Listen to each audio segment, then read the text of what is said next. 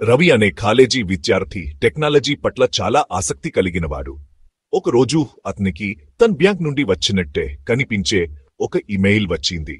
అందులో ఇలా ఉంది: మీ అకౌంట్ ఈరోజు బ్లాక్ అవుతుంది. వివరాలను ధృవీకరించడానికి ఇక్కడ క్లిక్ చేయండి. భయపడి రవి దాదాపు ఆ లింక్ పై క్లిక్ చేయబోతున్నాడు. కాని అతని సైబర్ సెక్యూరిటీ ట్రైనర్ చెప్పిన మాట గుర్తొచ్చింది.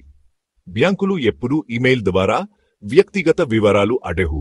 పంపిన వారి అడ్రస్ ని చెక్ చేయాలి. అతను జాగ్రత్తగా చూశాడు. పంపిన email support bank secure 1.3.com, కానీ తన బ్యాంక్ అధికారిక డొమైన్ కాదు. అనుమానం వచ్చిన రవి ఆ ఇమెయిల్ను తన బ్యాంక్ ఫ్రాడ్ విభాగానికి ఫార్వర్డ్ చేశాడు. కొన్ని గంటల్లోనే అది ఫిషింగ్ స్కామ్ అని బ్యాంక్ నిర్ధారించి రవికి ధన్యవాదాలు తెలిపింది. ఒక వారం తర్వాత రవికి బ్యాంక్ నుండి ఆశ్చర్యకరమైన గిఫ్ట్ వోచర్ మరియు ప్రశంసా పత్రం వచ్చాయి. అతను నవ్వుతూ గర్వపడ్డాడు. ఉచ్చులో పడకుండా తప్పించుకున్నాడు మాత్రమే కాదు, మరెదరినో సురక్షితంగా ఉంచడంలో సహాయపడ్డాడు కూడా. ఆ రోజు నుండి రవి తన కుటుంబం, స్నేహితులకు ఫిషింగ్ స్కామ్లను ఎలా గుర్తించాలో నేర్పడం మొదలుపెట్టాడు.